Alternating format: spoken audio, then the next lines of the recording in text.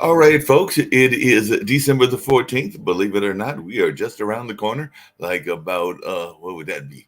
11 days away from Christmas and all along those lines, because that'll be on Monday. But today is Thursday, December 14th, and we've got a lot of things taking place in the world as always, and definitely give you a little bit of what's happening in that space. And I've got Rick Rosner with me, and I'll see who else joins the party as well.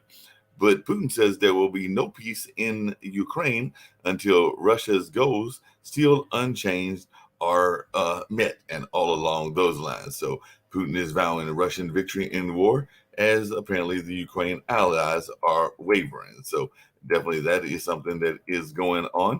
And apparently casualties are mounting in occupied West Bank as Israeli forces extend raids. So children are being trapped in a deadly Israeli attack on Rafah, and definitely looks like a 3-day Israeli raid in Jenin killed at least 12 Palestinians, according to West Bank officials. So that's something that we're seeing as well. And apparently, a Turkish MP has died after suffering a heart attack in Parliament. So definitely that is something that he has suffered, and I'm sure that there are some people that might say that there was a little bit of irony in that particular case, as apparently he had the heart attack moments after saying that Israel will suffer allies' wrath. So that is something that I'm sure a lot of people will be paying attention to as well. So apparently he said that several days back, and then he died days later. And then IDF is saying that 70 Hamas gunmen have surrendered at Northern Gaza Hospital, and they have aired some footage of that as well. So that is something that we are seeing. And an Australian court has overturned a woman's 20-year-old conviction in the death of her four children. So that is something that is going on in that part of the world. And energy experts are bashing John Kerry's UN deal to shut down fossil fuel. So, there's a lot of conversation around fossil fuel and how long we'll be sticking around with fossil fuel and all in that space. And South Korea has scrambled jets over Chinese and Russian warplanes and all along that space. So it'll be interesting to see what's going on there as well. So definitely a lot of things are happening around the world, including Iran saying a U.S. backed Red Sea security task force would create extraordinary problems. So Iran warns the U.S. will face problems with a Red Sea task force. So that's something that's going on. And missiles from rebel held Yemen missed a ship loaded with jet fuel near the key Bab el Mandeb Strait. So that is something that we are seeing as well. So a lot of things are taking place in the world, and definitely we are paying attention to this as well. Japan's Prime Minister Fumio Kishida has purged ministers to save his premiership. So definitely ministers quit as Japan's Prime Minister Kishida battles for trust amid a fraud scandal. So these political scandals aren't just in the United States, they're all over the world and all in that space. And a court has suspended Italian plans to hold migrants in Albania. So the Albania Constitutional Court has blocked Parliament's ratification of a deal with Italy on migrants. So we do know that the migrant conversation is one that takes place both here in the United States, but in other parts of the world as well. And there's a cold wave that is gripping northern China, and the South is bracing for a big chill. So that is something that we are seeing in China and all along those lines. And in Senegal, the Senegal courts have boosted for opposition leaders' election bid. So definitely they're saying the Senegal's opposition leader could run for president after a court overturns a ruling barring his bid. So definitely looks like that Osman Sanko will get a chance to run for higher office in that particular area.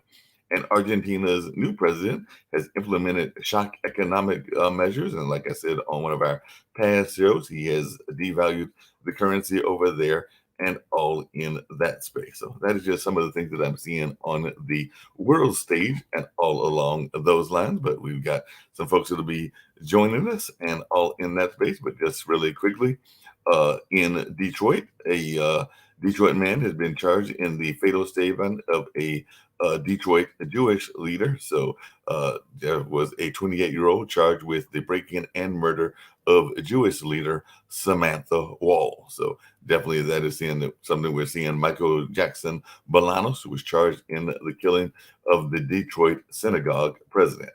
And the Supreme Court will hear a case that could undo Capitol riot charge against hundreds, including Trump. So Trump's defense in the election interference case may get a boost from the U.S. Supreme Court, as that court has agreed to hear a January 6th case that could affect the prosecution of former President Trump.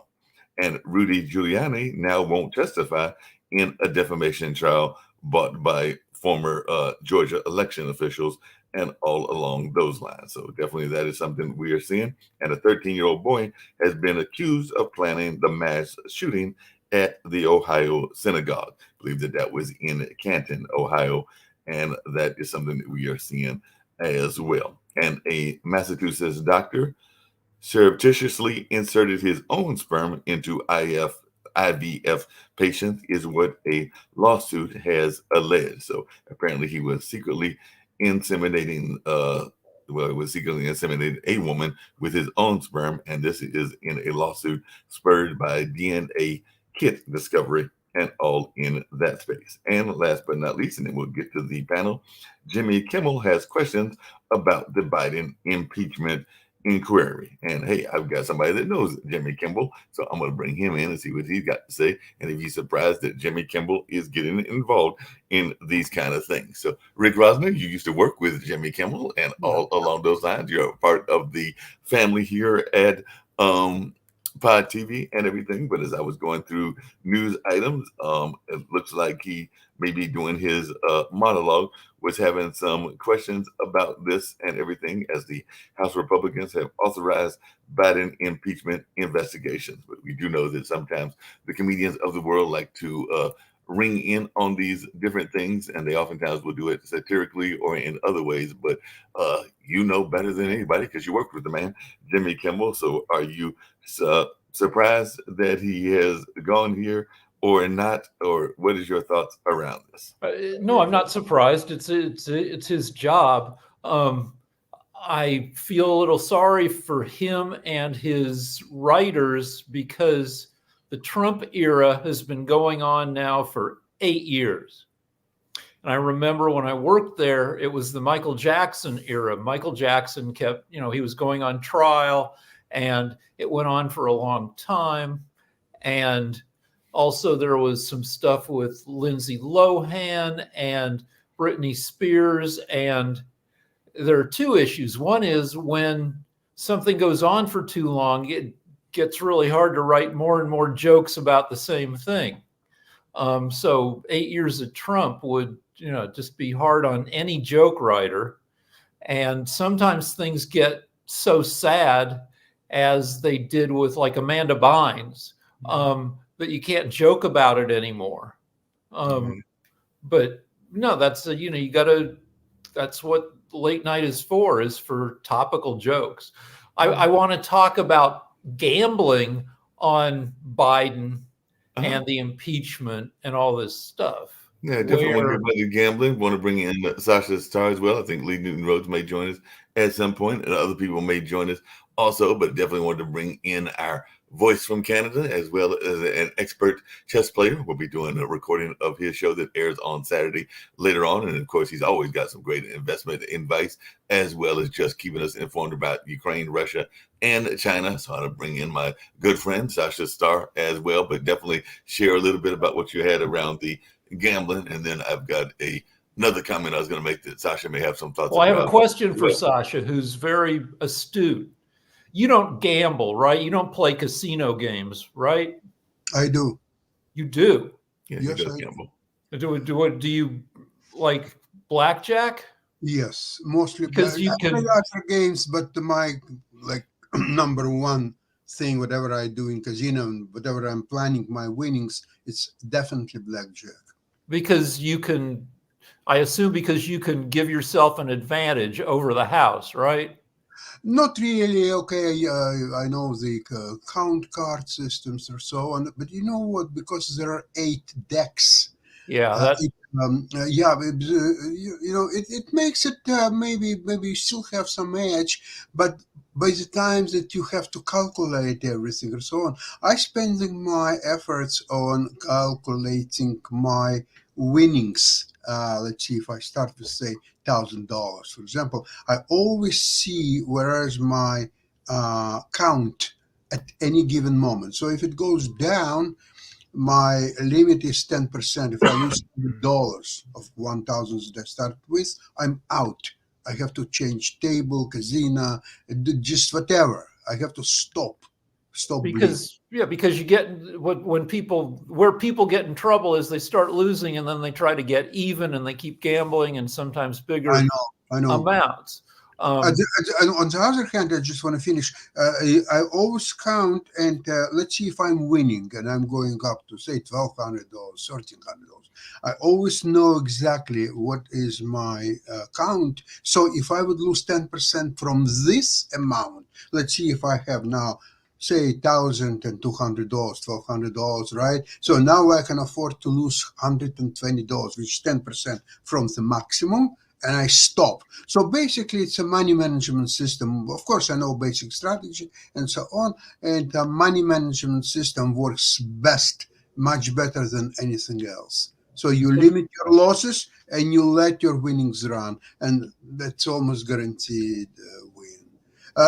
About losing streaks, I once many years ago I played in Aruba. I was playing at Stellaris. It's a part of Marriott casino there. Very nice. And I was playing. I was at that time. I was employing system 1-3-2-4. It means you always put one unit. If you win, you put 3 units, which means that you basically keep putting your usual 1 unit, but you won, so you have now extra unit, and you won casinos 1 unit. So now you put 3 units. If you lose, you go back to 1 unit. If you win, though, now you put 2 units. So you keep some of your winnings, you put 2 units, which is still okay. If you're on a winning streak, you'll win, and then you may still have some chances to win 4 units. Bet. But even if you lose 4 units, you already won 1, 3, and 2, 6 units.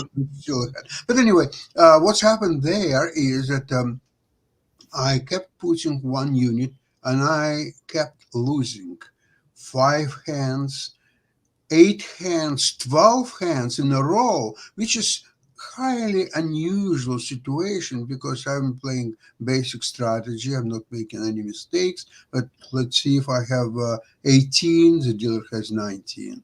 I have 20, dealer has 21. I mean, I keep losing and losing and losing. And you know what? It's a very good lesson for me because I lost 30 hands in a row without Wow, making any substantial mistakes or so on. It's highly that's like unusual. 1,000,000,000 to 1 if each hand has a 50. Exactly, Yeah, exactly. that's But some serious odds and everything. but still, that proves that it still can happen. And the dealer tells me, well, it's not your day. Go have some rest. Come back. No, I said, no, no, no. Watch what's gonna happen. And I kept playing, and number 31. Finally, I won. And I put 3 units and I won, and 2 units I won, and 4 units I won. And I had three one after another streaks of 4 hands. So if you calculate, it means that in about a matter of 5 minutes, I did back all the 30 hands that I lost before.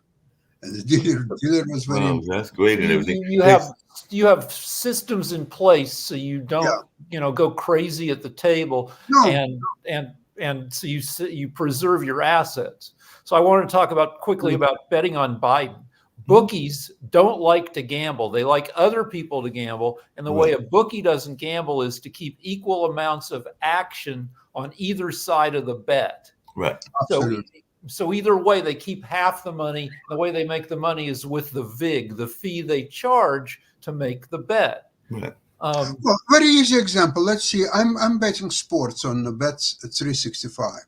Okay, if you take equal soccer teams, let's see Chelsea is playing Tottenham, for example. Let's see about equal chances. So what they do before the game, they put odds 1.86 for Chelsea and 1.86 for Tottenham. So they keep this 0.14. They keep it to themselves on both sides. That's how they're making money. It's so easy. Yeah, bad bookies will bet on stuff by not having equal amount of, and then they go out of business. No, I'm talking about equal teams. Of course, if one team is stronger, then there would be different. Well, if one team's stronger, they change the lines to offer a better chance for somebody betting on the less good team. Absolutely. But the deal, I don't like betting at all unless I can get exceptional odds. And you can do that right now. You can get 2-to-1 odds against Biden getting reelected. For every buck you bet, you get your dollar back plus another $2 if he gets reelected. And I don't think that reflects the true chance that says Biden has a 1/3 chance of getting reelected. I think he may not have an 80% chance, but he doesn't have a 1/3 chance. It's because the people on the other side, the MAGA people, they're pretty fanatical, and they will wager a ton of money on Trump. Right now, the odds for the gambling odds for Trump getting elected, the payoff is much less than for Biden. Showing that people think Trump has a much better chance. And so I've been betting on Biden because the odds you get, because the MAGA people are fanatical and don't really bet by the odds, they bet to support their candidate. I made some money betting on Biden in 2020. Biden may or may not get reelected in 2024, but the payoff if he does is more than his actual chances reflect. Just really quick, I was going to say that, and I'm going to hear from you, Sasha, but Lee Newton-Rose, who is not on camera, I think he might be doing some work himself and everything, made the point that casino, for our audience, casino have maximum bets in order to stop people from continuing to increase in bets to cover their consecutive losses. And he also said when it comes to political bets, that the odds assume that elections are fair. And we do know that there's a lot of questions about the fairness of elections. So just wanted to point those things out since Lee was making those points. Let me address both things. Number one, yes, I agree, casino have maximum bets, but in what I've described, my strategy, there was never ideas, at least I never proposed an idea that you keep increasing your bets. Furthermore, actually, what I said is that I kept my bets to a minimum. So let's see, I was playing 1 unit and I lost 30 hands, and I never increased my bet. I was playing, I think, $25 game. So I put $25, I lost. I put another $25, I lost. And I did it all over again and again and again.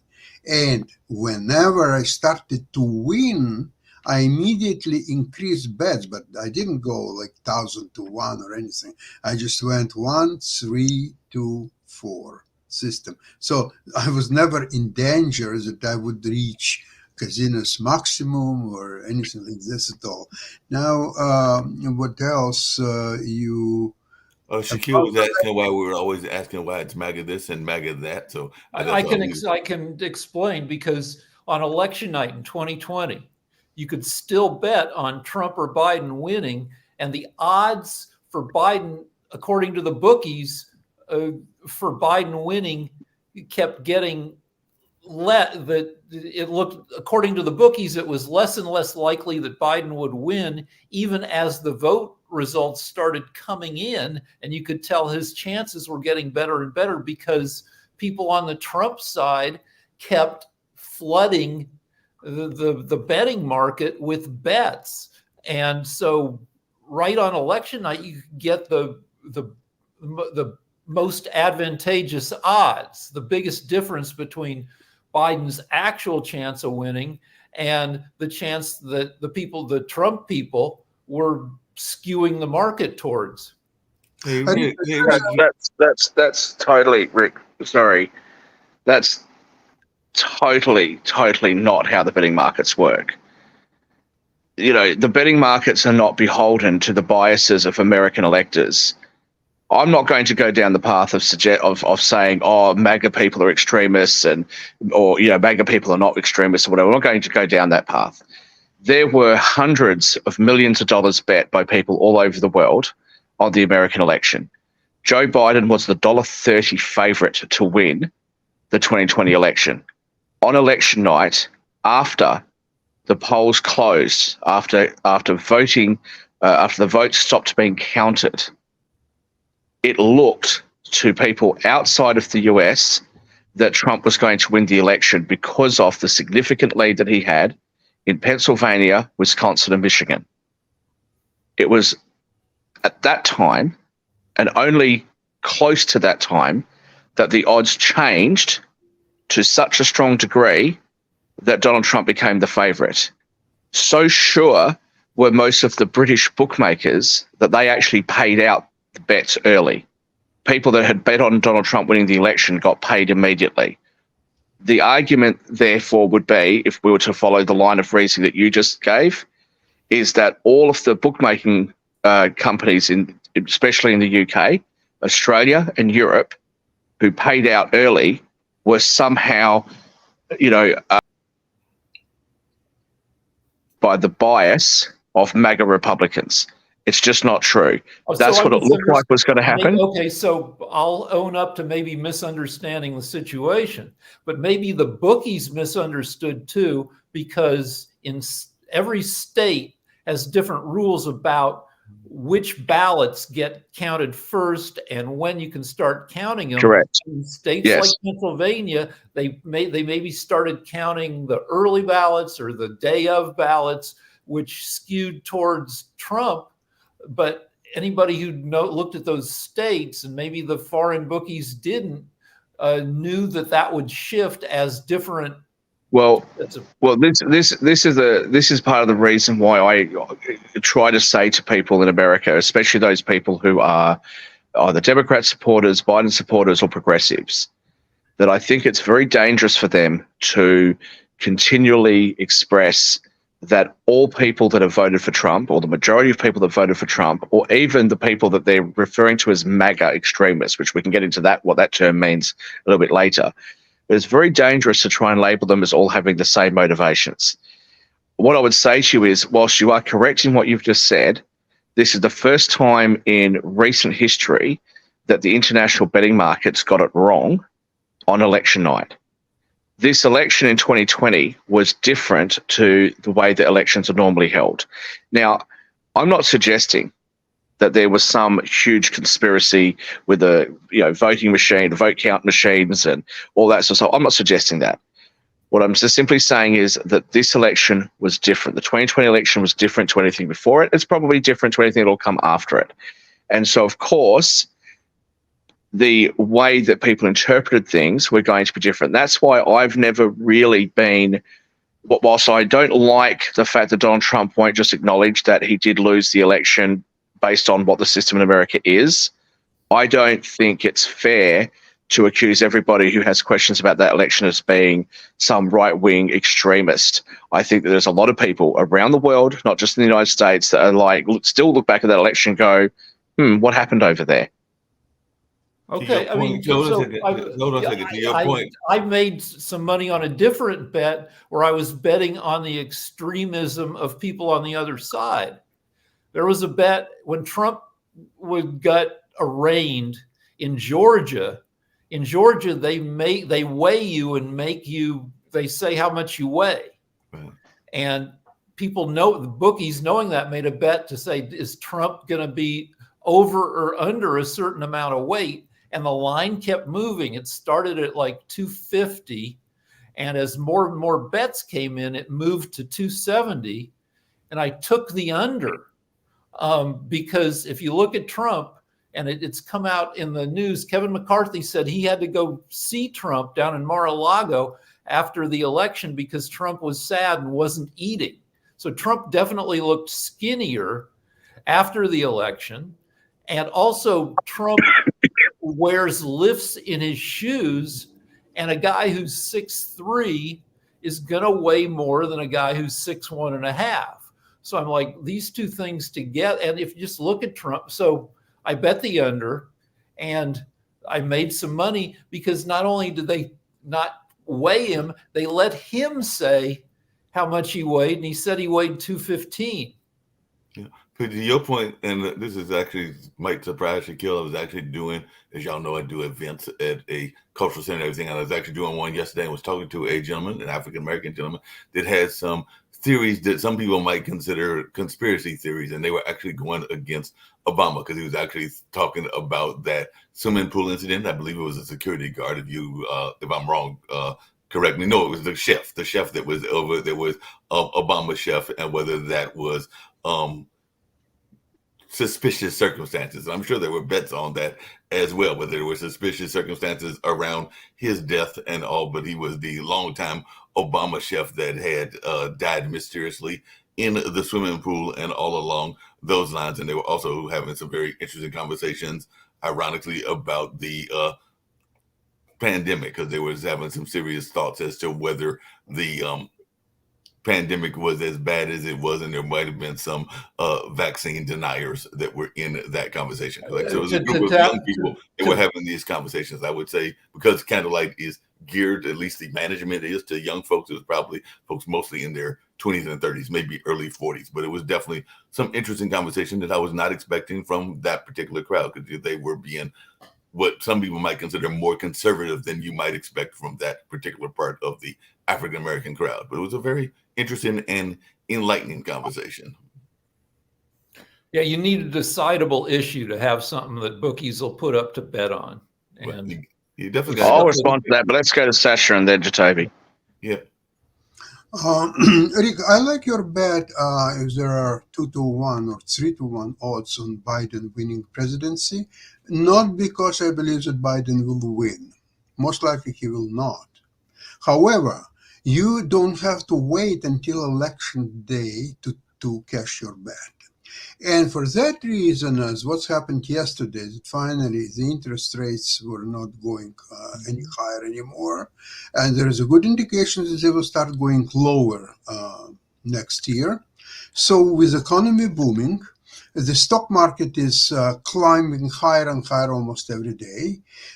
It seems to me that there will be a time, at least in the first few months of next year, where economy, interest rates, and package of both will help tremendously Biden. And even if he will not probably win election anyway, but his rating will go higher. There is no way for it not to go higher because of these two things what I just mentioned. And therefore the odds will skew heavily into Biden's favor. And you can cash in, probably you'll make, I would think, 50% of the money that you put in easily.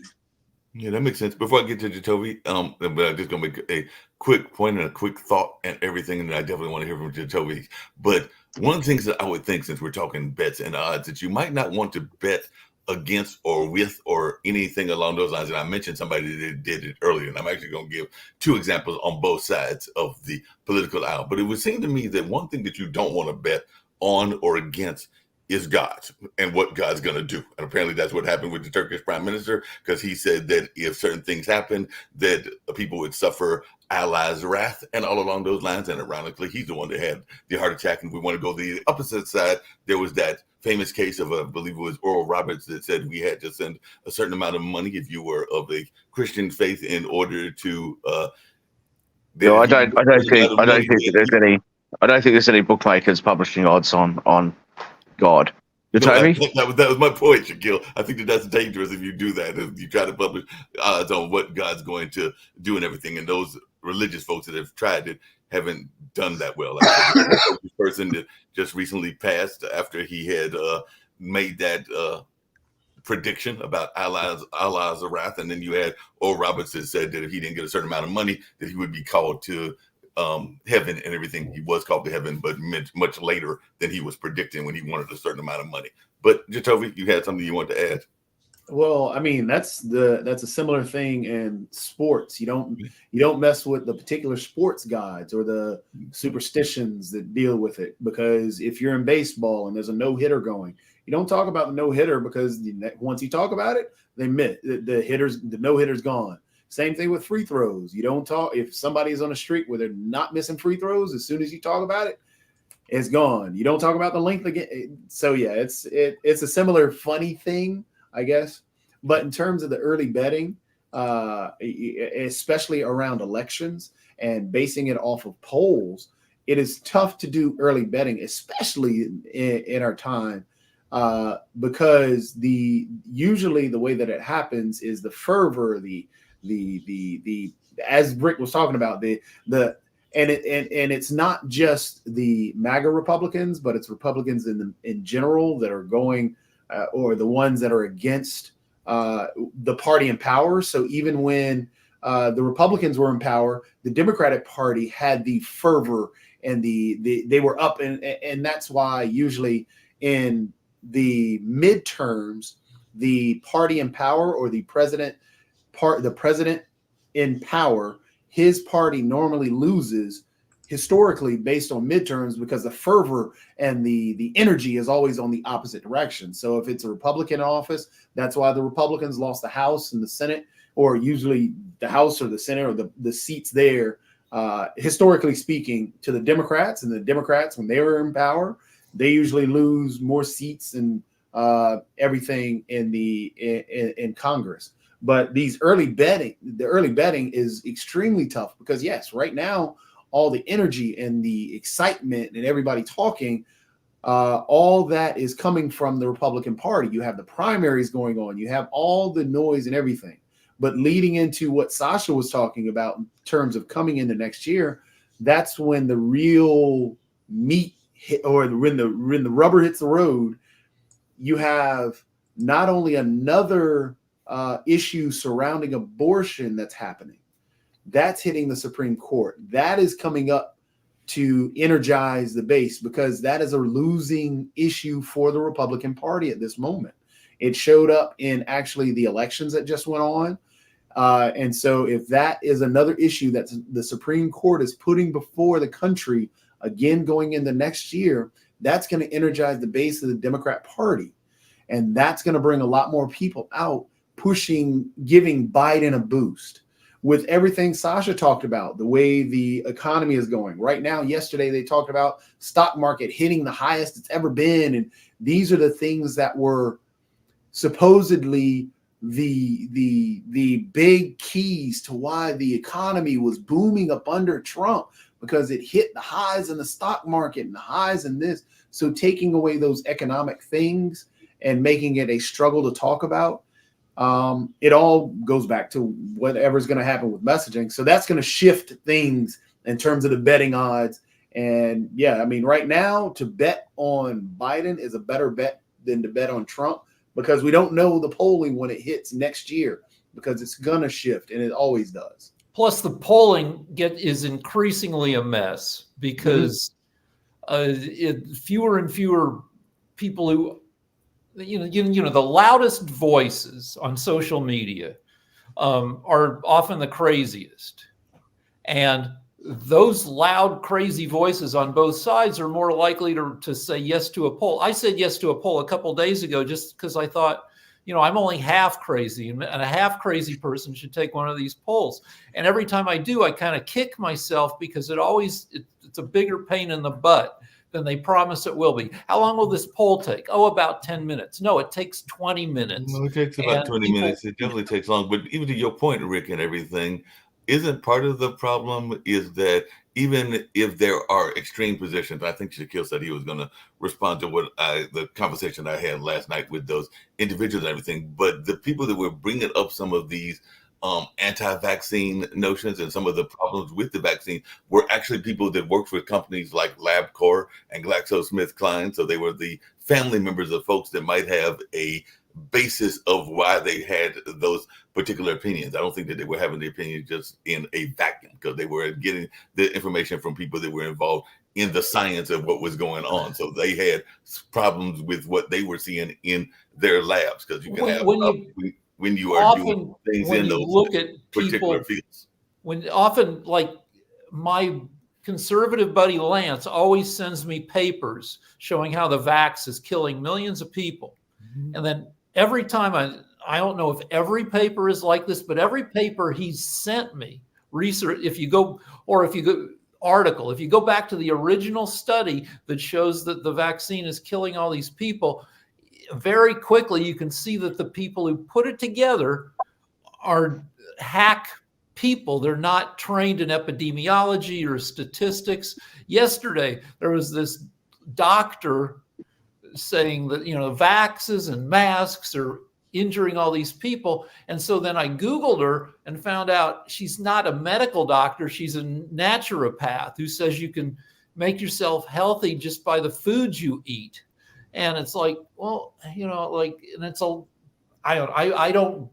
you got to look at the study and see if the math holds up. No, I hear what you're saying, and Jacoby, I saw your hand up and everything, but I guess my question is, are some of these people that are bringing this up, yes, some of them might be what are considered quote unquote quacks and everything, but then there are others that might have a legitimate scientific background and legitimate scientific problem with the research. Can I weigh in, because I did say I was going to go after Sasha and Jacoby, so can I just weigh in, please?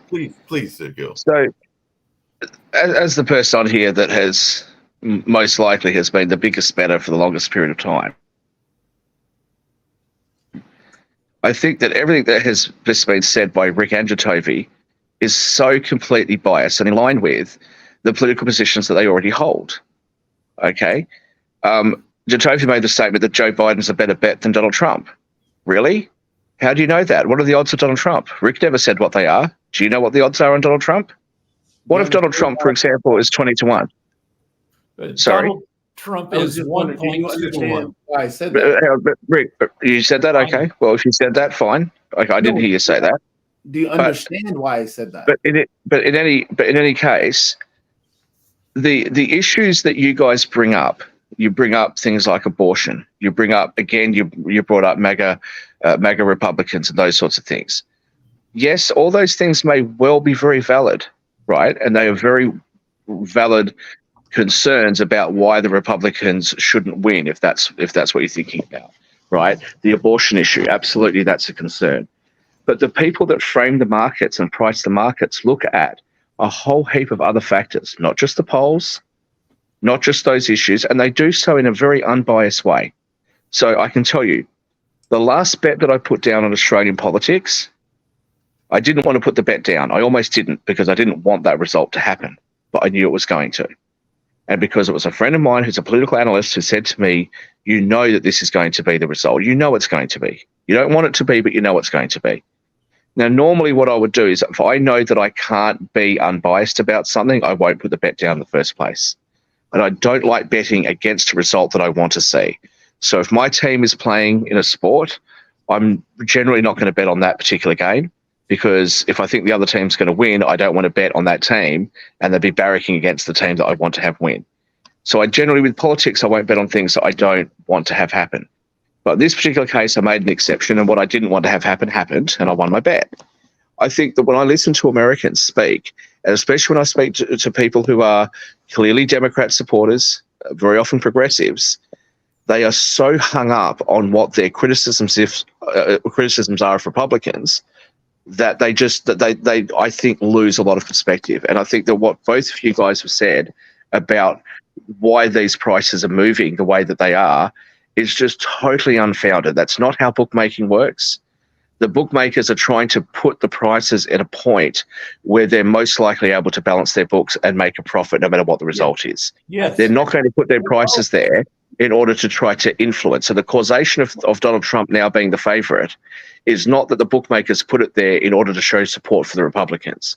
And it's not because conservative Republicans who are against gambling in the first place are betting in such big numbers because they are trying to force a result through. That's just not how this works. So again, whilst I understand a lot of the things that you guys have talked about, there's a lot of things that when I've mentioned them, you guys sort of come back at me a lot, but I mention them because I'm trying to be not very biased. So Jatova, you made mention of the economy is very high under Joe Biden. Yeah, you're correct, it is. The stock market, sorry, is very high under Joe Biden. You're correct, it is. But when the stock market was at its highest points under Donald Trump, Democrats said the stock market is not an indication of the economy and there's lots of people being left behind. So now we fast forward a couple of years. Joe Biden is the president. Yes, the stock market is at extremely high levels. You've also had an unprecedented amount of inflation, and a lot of people are saying that they've been left behind. You can't have it both ways. It can't be not a good thing when Donald Trump does it, but it's a good thing when Joe Biden does it. And then your response is, well, it has to be good now because it was good under Donald Trump, because you're trying to convince the very voters that you tried to convince the opposite of a few years ago. Let me just finish. Abortion's another one. Abortion may well be an issue. Certainly it's an issue in your political circles right now, but it's now a year old, 18 months old. It's not the predominant issue probably coming into the next election next year. There's going to be a number of other things at play. So in the international community, which is where 80% of the betting money is coming from right now in this betting market, is weighing in, I don't think it's a matter that it's really hard to take the early odds. The early odds are a bit higher because of the risk factors and because it's an all-in bet. So I don't think that it's fair to say that one bet is better than the other without being able to analyse it properly and see why the betting markets are moving the way they are. So Go for it. And this is why I had asked, do you understand why I said that? Because I did not say that, the only reason I said that the Biden was a better bet at this moment was because you make more money if Biden were to win because the odds are so high.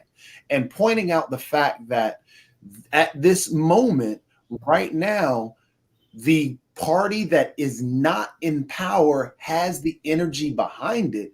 That is the normal thing. And then once coming into next year, because of the actual policies that are actually about to hit, because right now before the Supreme Court, the abortion issue is brought back into the light. And that was a winning issue in the actually it was the winning issue this year and last year. Therefore, but I did understand. I did understand that. I let you finish, so please let me finish. So, coming into next year, just like it was this year, Roe v. Wade, that overturning happened last year, yes, but that was a winning issue last year. Roe v. Wade still was a winning issue this year because it hits the Supreme Court again next year with what's going on right now. You're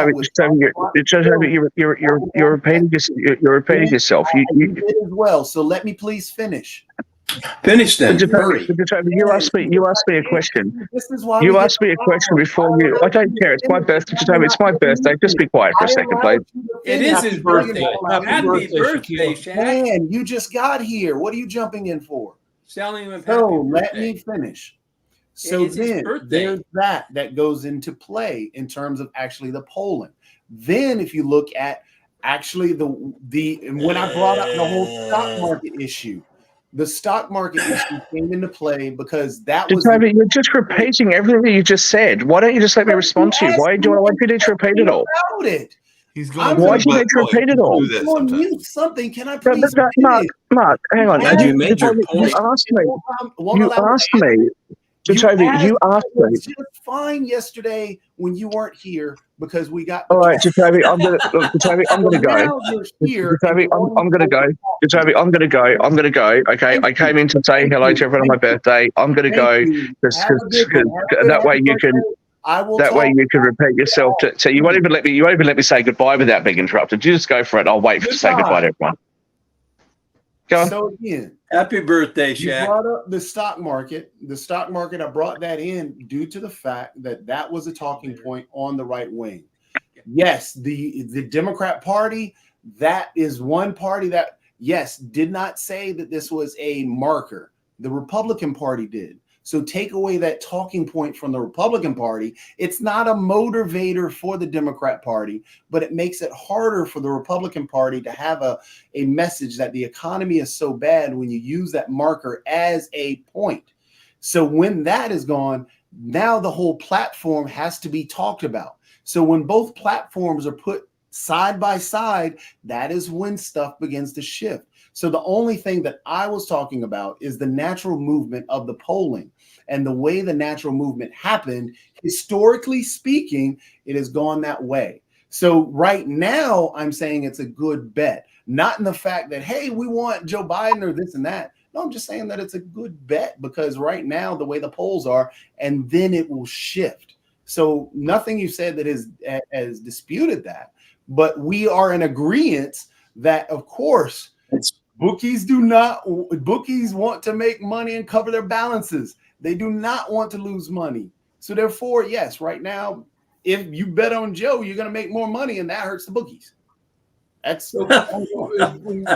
Shaquille and Sasha will agree with me that the way to beat the markets, or to have better odds of beating the markets and to beat bookies, is to do more and better analysis of the things that you're investing in or betting on. So I did a ton of analysis of how much Trump actually weighed. I tried to find pictures of him in like a short sleeve shirt, how tall he actually was.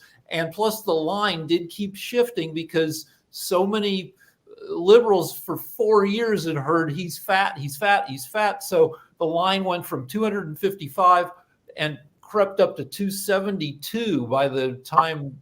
And so my analysis showed me he was like 220. So I thought it was a good bet. Now, the other thing, like that masks hurt you because you breathe your old air. I did objective analysis. Could this possibly be true? So I measured how much air is between your face and the mask. So that's how much old air you can be breathing, how much CO2 is in the air, in your old air, and then how much CO2 gives you CO2 poisoning. And if you do the math, there's no way that the small amount of air trapped on your face is enough to give you much CO2 poisoning.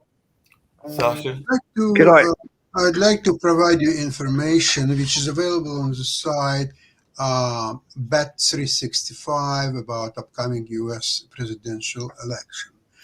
So to analyze the odds and to see whether odds on Biden, for example, really good one. So what it shows to me that implied probability, on Donald Trump to win is 44.44%. And Joe Biden, 33.33%. Then Nikki Haley has 10%, and Gavin Newsom has 9.09%. All the rest of the people that have some percentages, very insignificant. What I've discovered is that Vivek Kamasutra here, he's less than 2%. So that could be a very good bet because he will be paid 5,000 as much as you will put in. So if you put, say, $2 on Vivek and he will win, you'll get paid $10,000. How about that? Now, why I believe that the bet on on Joe Biden is probably a better one than on Donald Trump. Not that I believe that he will win, no. But if he has 33.33% chances, so there is a 66.67% chances that it will be somebody else. And who could be somebody else? Obviously Donald Trump, because all others have so insignificant numbers that you can neglect it. So you have 1/3 for Joe Biden winning, and 2/3 essentially that he will lose. And if that happened, obviously it will be to Donald Trump. There's no one else. So with this odds, I think the bet on Joe Biden is quite justified. So if, let's see, all these insignificant people will get out of the race, there is besides Vivek, there is a Kamala Harris. Elizabeth Warren is in the race, believe it or not. At least she's giving some percentages, 1.2%. She will win and become president of the United States.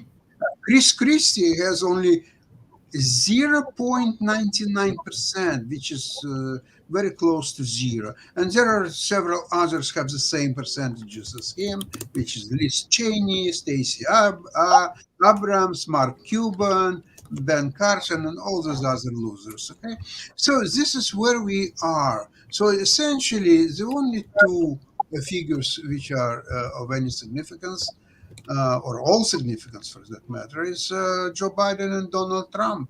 And now you can make your choice. We see, I think, the smart money, at least at this moment, is on Joe Biden, not going crazy. I wouldn't put more than $100 for him winning.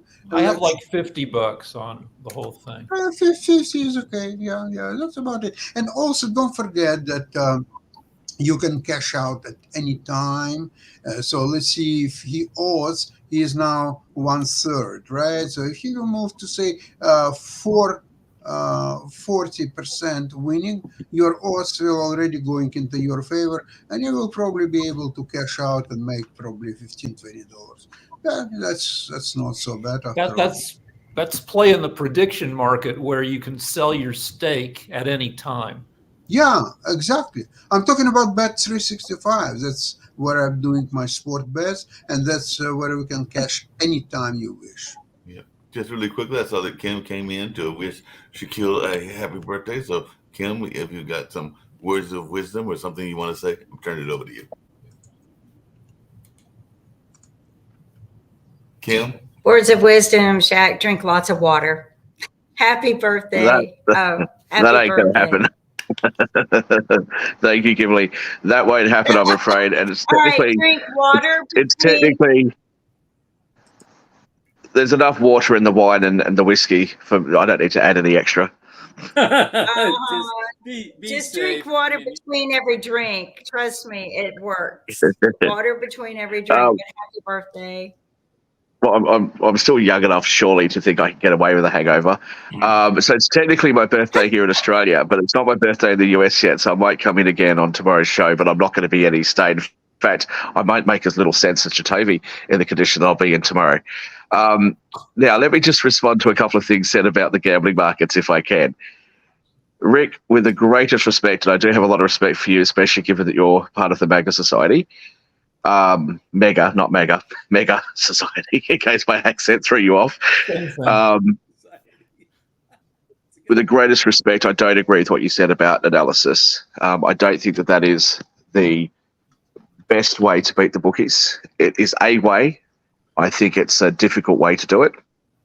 And whilst you guys are talking about betting, please remember that, I picked up 600,000 on the last election, and I was betting all night on that election. So, I'm not betting $100. I'm betting some pretty significant numbers. So I think that I'm in a better position to talk about how these markets move, with the greatest respect to everybody.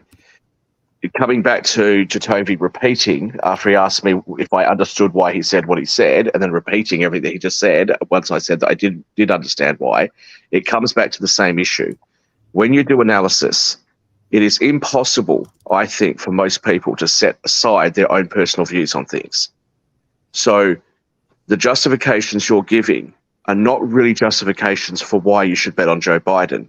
They're justifications for why you think the Democrats and Joe Biden are more likely to win the election than not.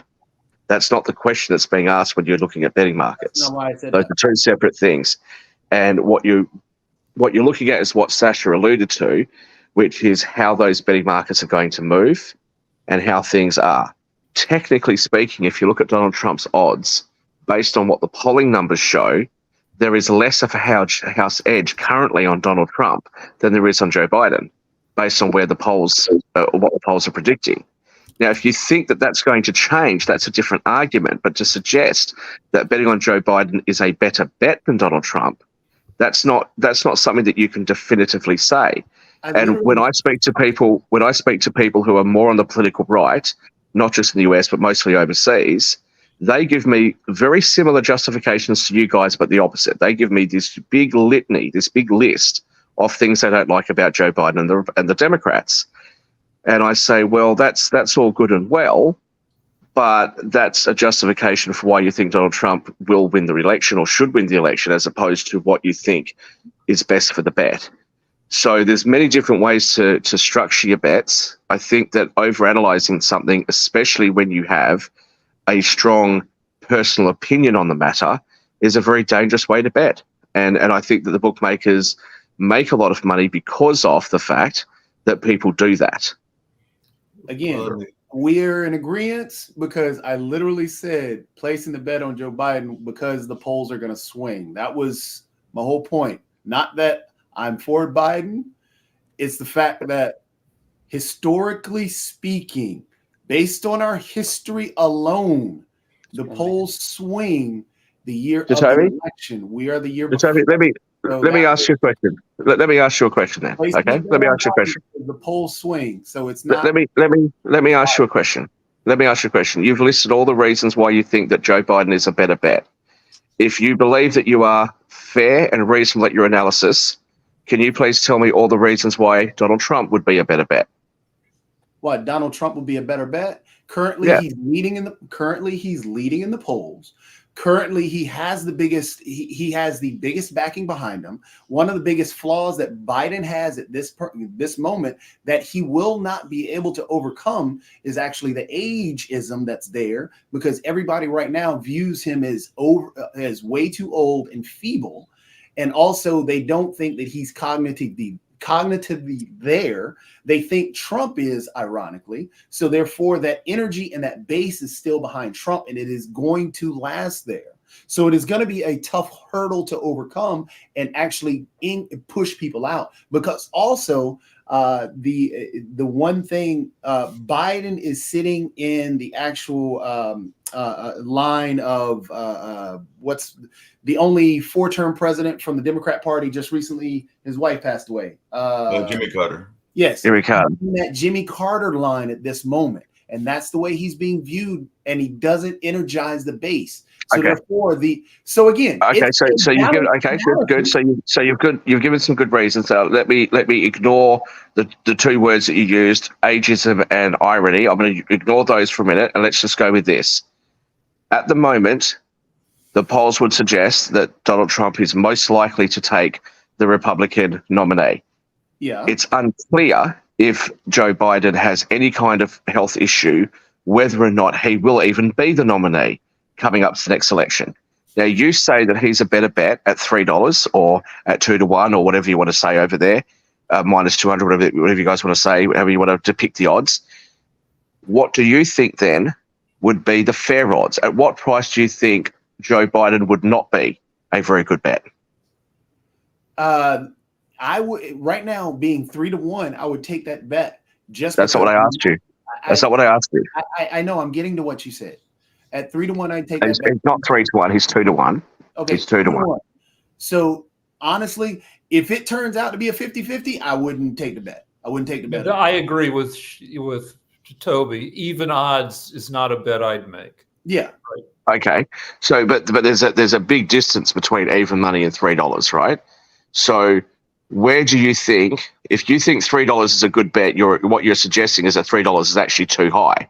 What do you think would be the fair price if you're the bookmaker and you had to take the odds, you had to take these bets? What do you think would the fair price be? Where would you set the line?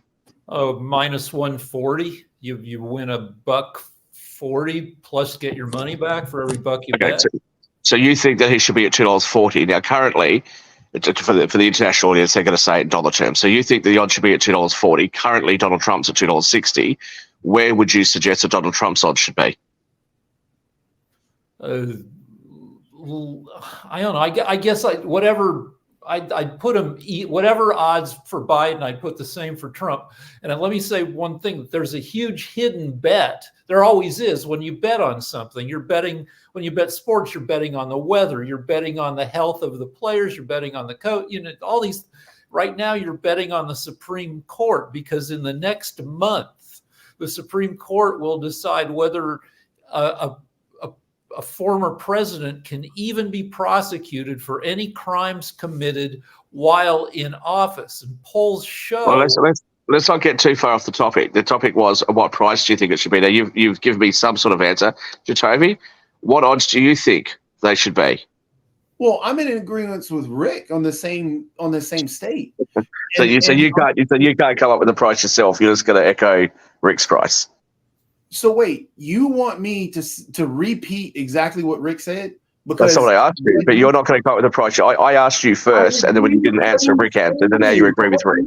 So this is why we're getting into a problem, because you're trying to catch me in some trap or something. So you I'm not trying to catch you. I'm not trying to catch you in a trap. You with Rick and what he had just stated. Why can't we just go with that and ride the conversation? Okay, so if I make an argument to Rick that the price should be $2.70 instead of $2.40, right, and Rick agrees with me, are you then going to agree with Rick because he's agreed with me? I'm asking you what you think the line should be at. Why do you want to follow somebody else like you do on every other issue? What? We got into this argument because you're trying to make Jacoby, you're so stupid. That's what you're going. No, it's not about me being. No, I'm not. No, that's not what I'm trying to do at all. So that's not what I'm trying to do. No. Jacoby, I'm gonna have the final word. I'm gonna have the final word today. That's not what I'm trying to do at all. I will. Thank you very much. That's not what I'm trying to do at all. I'm just trying to explain to you and to others on this network, as I have done when we've talked about elections, when we've talked about politics. This was a more glaring example. That because you guys have such strong biases, it clouds your judgment when it comes to what should happen in the markets, what should happen in the betting markets, what should happen with policies, what should happen with the direction of government, because you guys have such bias. And unfortunately, I don't think you guys are prepared to actually sit back, or maybe you are prepared to, but I don't think you do it very well, to sit back and actually reflect on what other people are saying. And with all due respect to what I pulled Rick up on, the fact that you're talking about MAGA extremists, can you define what MAGA extremists are? They're just fellow Americans that have differing views than you. So when you have that kind of terminology and you're using those sorts of words to describe things, there's an inherent bias there that is going to affect your judgment. And that's all I have ever tried to point out when we've talked about politics. Hold a second. To your point, I just brought up earlier, and I'll come back to it again. I'm even going to give a crazier example that they gave. The people that I was talking to were all African American, and some people might have considered those to be more religious or extremist views, but they were not. And some people might have even said that those were black MAGA representatives, because they had issues with both the Republican Party as well as other parties. And one of the again, Mark, you guys are missing the point. One of the craziest things that they said, and Sasha's going to love this, was their argument was that they were actually going hard against Kamala. One, they said that Kamala had never really pledged in that sorority that she's part of, and that she was really only a de facto member of the, I believe it's the AKAs. But they also made this argument that she was, and I've heard this argument before, that she is somehow a trans woman because nobody has actually seen pregnant pictures of her and the babies and everything. So Mark, I'm sorry. I'm sorry. I said as we were going down the aisle, let me have the last word. So I'll let everyone else go, and then please let me have the last word, okay? No problem. Rick? All right, so the bookies have who's going to win control the House of Representatives after the election. They have them each at negative 120, which I kind of feel is a more accurate representation of where the country is. Even odds, not a bet I'd make because the VIG is too much, but I'd go with even odds. So you asked me for a legitimate reason why Trump would win, and I gave you that. You couldn't accept that. You couldn't accept the balanced approach that I just pointed out, and Rick tried to add in about other reasons why the energy will come up on one side when talking about not only the dealing with Trump's issues and the allowing him, can a president be prosecuted for something that he's done? That's something before the Supreme Court. There are a lot of things that are going to happen next year that are going to shift the position and shift the polls and grab energy on both sides. And that's why, in terms of looking at the things, and the reason Rick said and I said it's a good bet at 3-1, because if it turns out coming into next year and everything shifts, and those that are hidden, similar to 2016, come out to play, and then, hey, 3-1 odd, I take that bet because I make a ton of money on that. It's not at 3-1; it's a 2-1. It's a 2-1. Have the last word. Let me finish. So you're finishing on saying it's not accurate. It's 2-1, not 3-1. Finish. So on that even bet, no, I wouldn't make that play, because again, you asked me what I would put my money down on, and I would not put my money down on that even bet. And then on top of that, so I when you're talking about our biases, but you tend to leave yourself out on this conversation because you have biases yourself, and those tend to show here as well. Because when I try to give you a balanced approach, I'm betting on the polls moving based on our history alone. That's it. In our history, for example, there's only been, in the past couple of presidents, only two being 4-term presidents. That was the first Bush, and actually before him, right before that. So there were only 2 in our past little history. The past couple of presidents, well, actually 3 now. Trump is the 3rd. But in the past couple of presidents, they've all been 8-term presidents. And the way the Democrat Party has been going, the Democrat Party has only had 1 4-term president, and that was the Carter presidency. So therefore, I'm just looking at the history and the way that the polls have been moving and the ways that things will shift into next year. Not saying that Trump wouldn't win. Trump has a great chance of winning, which scares me to death. But Trump has a great chance of winning based on those things that I even stated. Even when this Supreme Court decision comes down, that's going to energize his base like crazy. So therefore, he even has a better chance. And there's a 30% that are on the Republican Party that will never leave him. And they are that MAGA group. It's not MAGA extremists. There are extremists, and talking extremism and being able to call out a particular set of extremism. When Marjorie Taylor Greene talks about Jewish space lasers and has her anti-Semitic ways, and same thing with some of the other ones, Jim Jordan is an extremist in the fact that he should be in jail based on the things that he did. And you're sticking to the topic. You don't want to be interrupted. You want me to let you finish, and you go this far off the topic that's been discussed. To get back to the odds, it's not a matter of look. Yes, we all have biases, but I'm not talking about the biases at this moment. I've said both Biden has a chance, and the reason I would bet for him because of the poll shifting. Trump has a really good chance of winning, and I understand that. Would I bet on Trump? No, because it's not going to be a money-making bet for me. That's the only reason. At an even bet, I'm not making that much money. I'm just making my money back. So therefore, I'm not taking that bet. That's the only. So it's not a biases question. I've given you both, so you can take it away. Have your last word on your birthday. Well, thank you very much, David. That was wonderful. Thank you, Sasha. Did you want to add anything? Well, I think we're going back and forth from the odds on the bets on either Biden or Truman or Trump, or I forgot who is it, and it's very unproductive, because then we are going to prove why Biden has better chances or why Trump has better chances. It's irrelevant. What's relevant is what 365 odds are given, and whether you take it or you don't take it. And nobody is interested in reasons why one will win or another will win. I still look. Trump doesn't look very strong either. You see, remember that he is doing the speeches on his rallies. Okay, that's fine. Now, when he has to do interview and answer questions from reporters, he is zero, and sometimes worse than zero.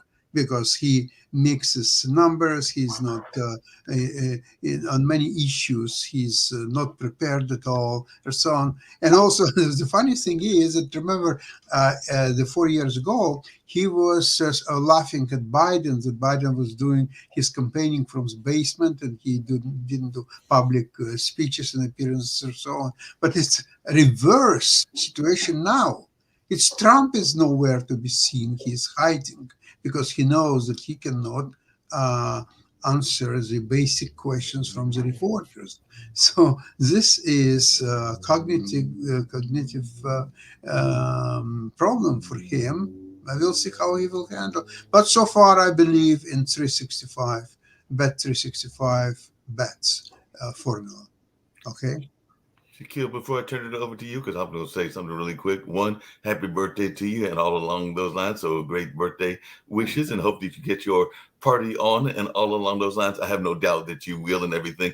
I might have to give you a call next year, because as you know, because I've mentioned it on this show a couple of times, I don't really do a lot of betting, but I do fantasy football, and my fantasy football season just closed out in the Sucker Bowl because I totally sucked. I think I won 2 games, so I might need you and Sasha's advice in that space. And I know that that's a case where you literally do bet sometimes against who you are rooting for, because you're sometimes betting in the whole notion of fantasy football on the players. So I know that I was betting for some players that I wanted to have, but it didn't help when my first draft, or one of my early drafts, was Aaron Rodgers, and we know what happened to Aaron Rodgers in the first game. So I went from downhill from that point on, and all along those lines. So next year, when I do the fantasy football that I've done for years, and knowing that you are a avid person in betting and all along those lines, I might get advice from you, and maybe from my friend Jacoby and others as well. But definitely, I got to do better than 2-13, because this year sucked. But that's neither here nor there. Happy birthday to you,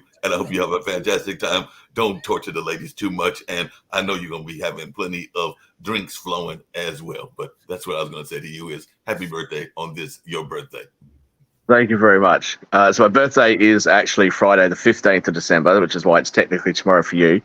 My party is actually on the 16th, but I'm having a second, like having another party on Friday. So I'm having like the whole weekend just going to be a bender, basically. So thank you very much. I was just responding to a few things. Rick, if you are confounded by what I said with the analysis not being the right way to beat the bookies, shoot me an email. I'm happy to sit down with you and tell you exactly what I've done over the last more than 20 years to beat them, because I'm sure that you'd actually be able to keep up with what I'm talking about. So do shoot me an email. I have to share those secrets with you. To Jacoby, I don't want to spend all my time responding to everything that Jacoby said, but the point that I am making, once again, it's not about this.